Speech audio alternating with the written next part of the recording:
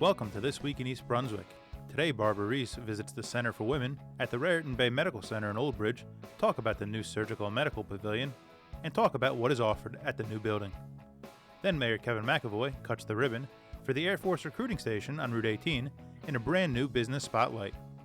Representatives from the 42nd Annual New Jersey Folk Festival stop by the studio to talk with Barbara Reese about the event that will take place in April.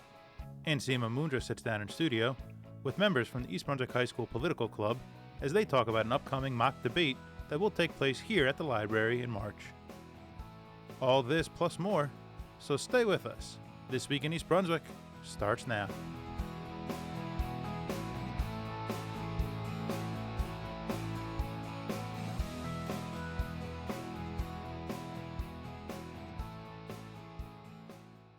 This is Barbara Reese reporting for This Week in East Brunswick. We're very fortunate to be here today at the Raritan Bay Medical Center with Jennifer DeMeglio, who's the clinical coordinator for the Center for Women in Old Bridge, and Perth Amboy. Thank you for being here. Thank you for having me. So tell us what's up here at Raritan Bay. Well, we were just made a member of the Meridian family in January of 2016, so we're really excited about that. That allows us to have a lot of access to all the services that Meridian provides, which are superior in healthcare. Also, we have a brand new building. It's the Medical and Surgical Pavilion, and that you can see from Route 18. It's a really great, nice, clean, modern facility. It's fantastic. So tell us a little bit about some of the facilities, some of the services that you offer here. Well, we like to think about the new building, the Medical and Surgical Pavilion, as pretty much a one-stop shop for healthcare. So we offer a variety of services. We have physicians' offices that range from cardiology, urology, family health, dental care, spine care, and there's various other services that we provide. We also home the Joslin Diabetes Center, which is excellent. They have the latest technology in treatment of diabetes. They offer patient education and support groups. And they also have monthly cooking demonstrations. They have a brand new kitchen upstairs. It's beautiful, where they have local chefs come in and also our registered dietitians, and they teach the community how to prepare healthy and delicious meals for people who have diabetes. Also, we have a brand new surgical suite upstairs, and we offer, for the guests who don't have to stay overnight, we offer great access to superior surgical specialties. So they can come upstairs and have their exam done, their procedure done, and they can go home the same day. It's great. So these are basically outpatient services. Yeah, a lot of outpatient services, yeah. Yeah, we also have laboratories where we do blood testing and other testing. We offer diagnostic imaging testing. We have a 160-slice CT scanner, which is excellent. We also have an MRI machine, X-ray, ultrasound, and of course, we offer the Center for Women.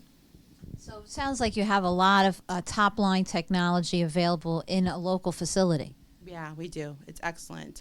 Very high-quality services in this building. We're looking into offering later hours for the Center for Women, which we specialize in mammography. We're trying to do a collaboration of different imaging for women's needs. So we do mammography, ultrasound. We offer breast MRIs. And other various healthcare tools for women, geared towards women. So it really, like you said, a one-stop shop where folks can have access to top-notch care. Right, yes, top-notch. And we're trying to do here an integrative program where if a patient comes in and they need additional services, we also offer that here at the same time. That way they don't have to go to another facility. Everything's done right here, like I said, one stop. And what do you think of the new facility? You've worked in a lot of facilities. How does this stack up? This facility is wonderful. It's modern, it's bright, it's clean, it's fantastic. They have the latest technology all the way around. Meridian really has a lot to offer. And it's excellent that we've become a family member of Meridian, so we have that much more to offer our community. And I understand, Jennifer, there's a special event coming up this month here at the hospital? Yes, we are. We're having a special event. It's called the Shades of Red. It's geared towards women's health, especially when it deals with stroke and cardiac awareness. The Center for Women is also going to be hosting that. It's on February 26th from 5 to 8. and we're going to be offering raffles for hors d'oeuvres, wine, and it's basically to come down, look at our new facility, learn more about your health as a woman, what things that you may need to be aware of, things that you should look out for your family. It's going to be great. It's going to be fun. So if you can come down and enjoy, that'd be fantastic. You can also call our phone number 1-800-DOCTORS if you want to RSVP. And we're also doing various events throughout the year. The Center for Women is very involved in the community, so we like to kind of get everyone involved. Well, it sounds like a wonderful evening. Thank you for sharing that information with us. Thank you.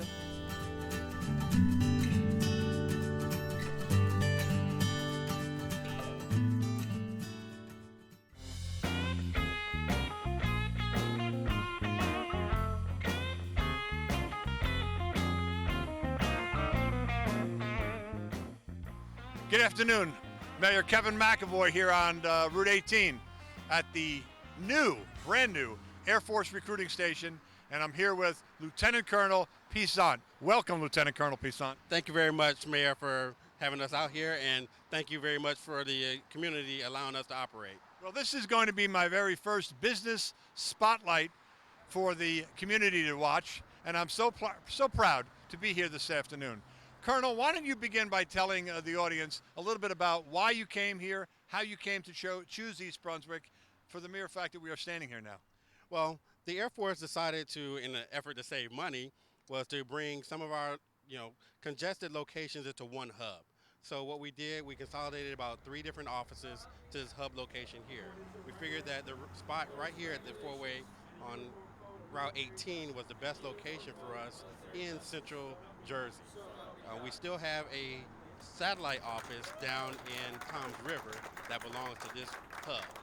And we've also consolidated another office up in Union, New Jersey in the same fashion. How about the recruiting process? Is that something that young men and women come here to you, or do you actively go out and recruit the next wave of Americans in our Air Force? We actually do it both. We have a lot of walk-in traffic, hence that was the purpose for this location. As you can see, there's a lot of traffic right here on Route 18, as well as we go into the high schools, community colleges, and even colleges to recruit for our enlisted side as well as our officers. Now, it appears as if you've been here for a short period of time. When did the office open? The office actually opened about 9 months ago. However, today was actually our grand opening. Just because of scheduling purposes and getting all of the new recruiters into the office. So we had to close the other offices first, open up this office, and then had the opportunity today for the grand opening. And it appears as if when many residents drive by, there's always a beehive of activity going on here. So how is recruiting going? Recruiting for this squadron has been going very, very well. We have made goal for the last 8 months, and over the previous 12 months, we actually earned the Air Force Recruiting Service Standard of Excellence Award, which means that we either met or exceeded every one of our goal programs for last fiscal year in October. And why don't you tell the community a little bit about yourself, because it doesn't happen overnight that you come to be a lieutenant colonel. No, it doesn't. I actually started out just like many of these young Americans are doing today. I started out enlisted in the Army. However, I enlisted before my dad knew that I was actually signing up at the time, and he told me to check out the Air Force. I think he was right. Great. So once again, welcome to East Brunswick, and we're so honored and proud to have you here. Well, thank you very much, Mayor, for allowing us to be here, as well as participating in our ceremony today. We really appreciate it. Hey, the first thing I want to say is how proud and honored I am to stand before you as a representative of the East Brunswick Township to say, welcome, Air Force, to East Brunswick. You have taken a parcel of land in the community and turned it into a beacon in which everyone coming by can recognize the men and women who serve in our armed forces, in particular, the Air Force. We are so honored. And therefore, let me finish just by saying, welcome, congratulations. I'm happy to be here. Thank you very much. All right. Thank you. And I just want to present to you a certificate of appreciation.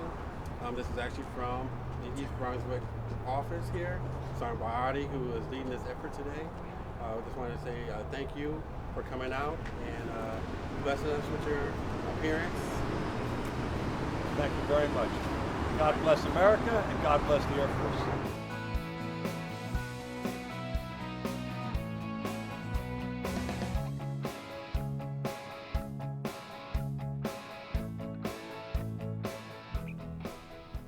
This is Barbara Reese reporting for This Week in East Brunswick.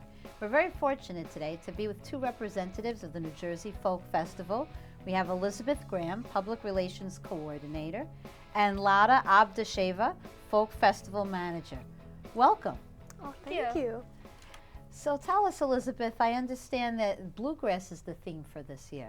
Yes, absolutely. Our director, Dr. Angus Gillespie, decided to choose this theme this year because it's just such a rich cultural heritage. It derives from English, Irish, and Scottish immigrants who migrated to Appalachia and then created this musical style that has heavy influences from ballads, but also African American blues and ragtime, and just really came out on its own as a genre. So it's really just incredible. This year we have so many amazing performers coming. We have Dan O'Day and Eagle Ride, who's a heavily bluegrass influenced band. We have Spook Handy, who is a Pete Seeger protege, and we also have Barry Mitterhoff, who is a mandolin savant. It's really great. Yeah. It's a wide array of performances. Absolutely. And you're going to tell us more, Lana. Yeah, there's several stages at the folk festival, and they're all like very awesome, but we have one really awesome performer for children and families coming, and his name is Brady Wegner. He's a clown, and everybody loves him. He breathes fire, he walks on stilts, he's really awesome. We have a step team coming to the Gateway stage. We have a shore stage, which highlights the SSS competition, which is the singer-songwriter showcase. And that's more contemporary folk music, which a lot of younger crowds like, especially Rutgers students. Also, we have jam sessions right by the shore stage where there's bluegrass, old-timey Irish session jams going on, and everybody can join in.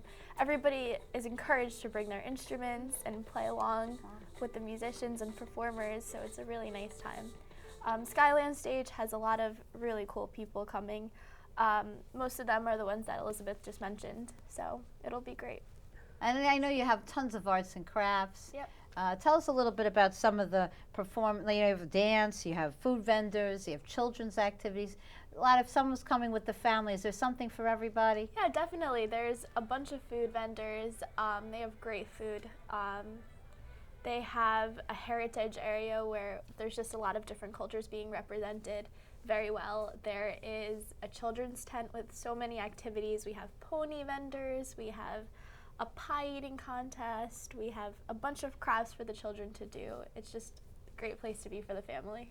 I mean, I've gone many years. Each year it's more fun than the year before. Now, for someone who's never been to the festival, they may not realize that it's entirely run by students. Yep. Could you tell us a little bit more about that? Yeah, there's 15 student coordinators, and we obviously have like a board of adults, and we have a director and an associate director, but the people that actually like put in the work, like to keep it going and have it happen, are the students, and they're all Rutgers students, and yeah, we work really hard. So basically how our class runs, it's that the first half of class we learn about folk culture and we learn about the theme for the festival this year, and then the second half is a business meeting where everybody discusses what their job was that week and how we've been working to just make the folk festival happen. And then we do breakout sessions to make sure everything's on track. So it's great. Yep. So how's the experience been for you ladies running this whole festival? Well, this is my third year doing it. My first year I was shore stage coordinator. Second year I was Skyland stage coordinator, which was the main stage, and now I'm folk festival manager. So it's been like a really nice experience, which is why I've come back every year, and I'm really gonna miss it when I graduate this semester. So it's been a memorable great. experience for you. Mm-hmm. This is actually my first year doing Folk Fest. I'm a sophomore at Rutgers, and it's been amazing so far. The staff is just full of really incredible people who just make you feel at home, and then it's just unlike anything else having this trust put in you to like do actual adult work when you're a student, and it's an opportunity unlike any other. And it's been around for 42 years. And I think you were telling me earlier that it's the longest running student-run folk festival. Did I get that right? Yeah, absolutely. Mm-hmm. And it's the only student-run folk festival in the country. Wow. So we're very fortunate. We have Rutgers right here. We have Dr. Gillespie, who runs so many beautiful programs. And we learn so much about our state and about our culture. So it's really, I think, a wonderful opportunity for Absolutely. everybody to join Absolutely. in. So tell us a little bit about the particulars, the date, the time, the cost. There's no fee. You can bring your whole family, just walk in. It's on Saturday, April 30th, and it's from 10 a.m. to 6 p.m., rain or shine. And which campus is it on? Douglas campus. It's Douglas on Eagleton Woodlawn. Oh, excellent. So it's right here, running close by, and there's food for the family, and there's definitely things to buy for the kids and for everybody. Oh yeah, ton of crafts. A lot of crafts. I've bought many crafts for my daughter there, and things to do too. There are actual demonstrations. I've seen some lovely demonstrations of all kinds of crafts at the fair. Yep. So it's I'm looking forward to it myself.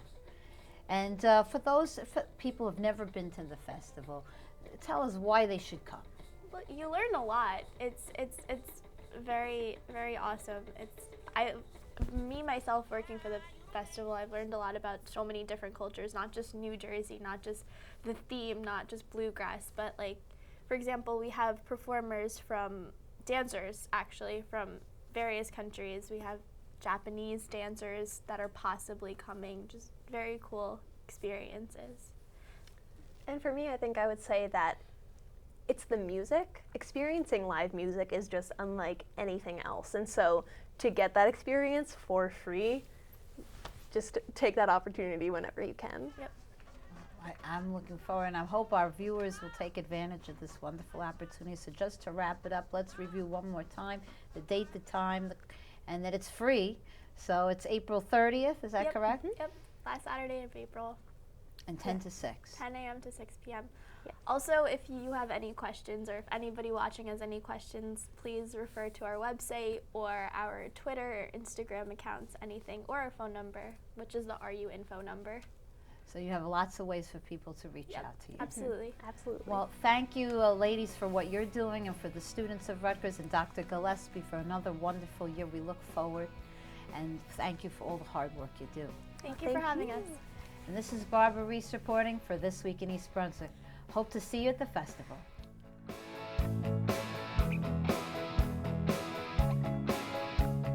Hello everyone, my name is Seema Mundra and I would like to invite all of you to a lively debate, Elect Me, that will be held on Sunday, March 20th from 2 p.m. till 5 p.m. at the East Brunswick Public Library. This debate is organized by the Political Club of East Brunswick High School, interested in educating and informing students on various political issues and advancing the understanding of governance. This debate is sponsored by the East Brunswick Public Library and Agraj Seva Kendra, a non-profit organization that is interested in promoting youth leadership, fostering civic engagement, and building community spirit. Presidential election politics dominate our airwaves, newspapers, and conversations today. So it is quite appropriate that our youth engage in a serious discussion about the future of our country and the role they will play in creating a more perfect union. I have with me in the studio Dennis Cherian, President of the Political Club, Aditya Parthasarathi, and Jonah Aguilar of East Brunswick High School to tell us more about the upcoming debate. Welcome to all of you. Thank you. Thank you. Good to be here. I'm very excited about this debate on March 20th, but before we start talking about the event, Dennis, tell me a little bit more about the vision of the Political Club. I started the club late last year at the high school after reading two statistics. One, only about 25% of young people can name their state senator, or one of those senators, and two, only about 21% of New Jersey residents actually voted in the previous election. This is the greatest state in the greatest country on earth, and yet you only have 21% of the residents deciding which direction the state's going to go in. The goal of the Political Club is to, number one, teach students more about politics in a nonpartisan way, and number two, to provide them with hands-on experience in the political arena. When you have experience and you have education, then you're naturally going to see some of these numbers start to rise again, and the future of the nation will be better for it. Lofty goals indeed. I like that. I think that's a very good way to create awareness about our governance, about the way politics works in our country. So how many members do you have in your club, and what kind of activities do you plan for them? So attending our meetings, we have approximately 80 members, but that's not counting the additional members that we have attending our events that are outside of school, our more interactive ones that we primarily focus on, such as going to a speech rally, Governor Christie's, in fact, at Asbury Park, where we receive free tickets to go. That sounds really interesting. It's a very sort of nice way of being able to connect with politics and make it real for the members. So you're planning a big debate for on March 20th. And why this debate now? Most students understand how important presidential elections are, but they never really get to actively participate in them. But organizing this debate on March 20th, we hope to bridge the gap between passively observing and actively participating in the new political era that we've entered. When students research their own policies and issues, we hope that they'll learn to support candidates based on their merits and their opinions rather than their looks and their stigma. That sounds like a really good goal to have for this debate. Certainly, we want to discuss issues. This is really a hot topic in every household right now. So who will be participating in this debate? So we plan for approximately 9 students to go up and deliver each of their platforms, and we're going to evenly divide it between parties. So 3 Republicans, 3 Democrats, and also 3 independents. So let me be clear, they're not impersonating current presidential candidates. They are their own candidates, they have their own views, and they're going to share some of their ideas. I think that's really neat. I think that's going to make the debate really interesting. So what is going to be the format of the debate, Dennis? Well, it's going to be very similar to the debates that you've seen on TV, with one major exception. We're going to have an emphasis on coming up with solutions, and a lot of the debates you've seen on TV have an emphasis on restating the problem. Now, just to summarize, about the 9 students, they're going to go on stage and give a brief introduction about themselves. They're going to talk about their platform a little bit. Then they're going to answer questions from the audience, the judges, and the other candidates.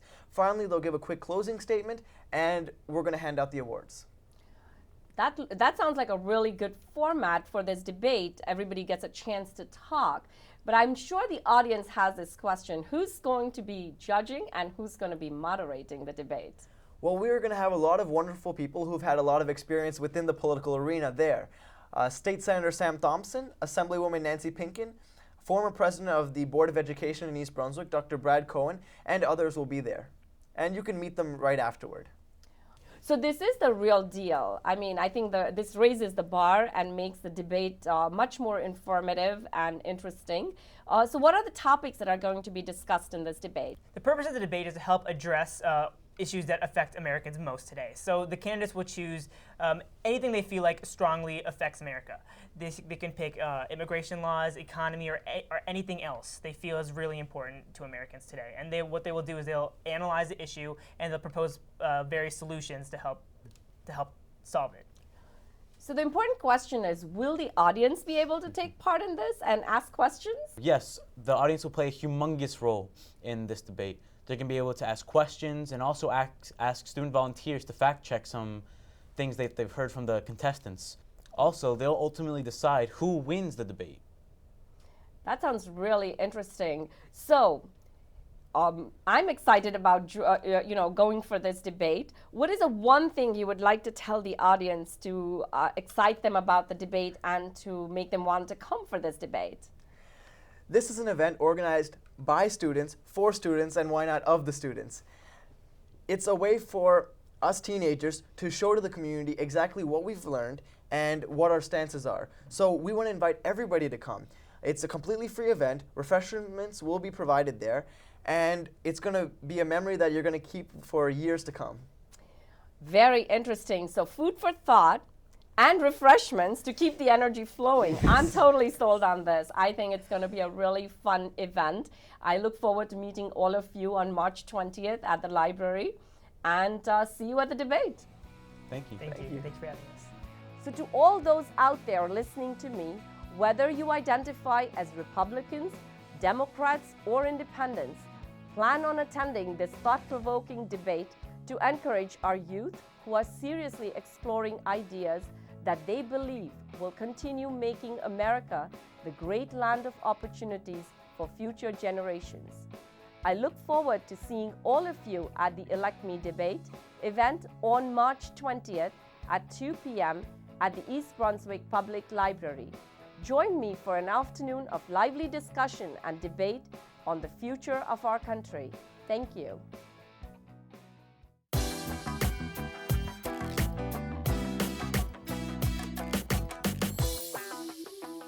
My Brilliant Friend, Story of a New Name, Those Who Leave and Those Who Stay, and Story of the Lost Child are the 4 titles that comprise Elena Ferrante's Neapolitan novels.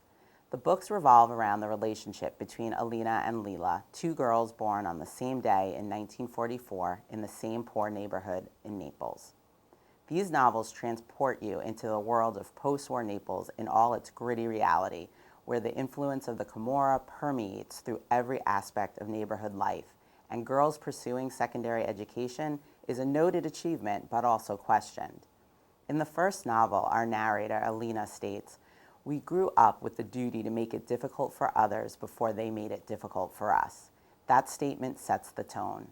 These 2 girls are inseparable. They love each other fiercely and are protective of each other. But almost because of that, they are highly critical of one another and can be casually cruel as they grow up, stumble through passionate affairs, bad marriages, established careers, and motherhood. Ferrante creates fully formed 3-dimensional characters that have a difficult friendship, but a bond that neither one of them can fully let themselves walk away from. As their lives diverge and come back together over the course of the books, the reader must constantly remind him or herself that these are not real women, that they are characters in a novel. Ferrante is a superior storyteller, and these books are really hard to put down. So read these books.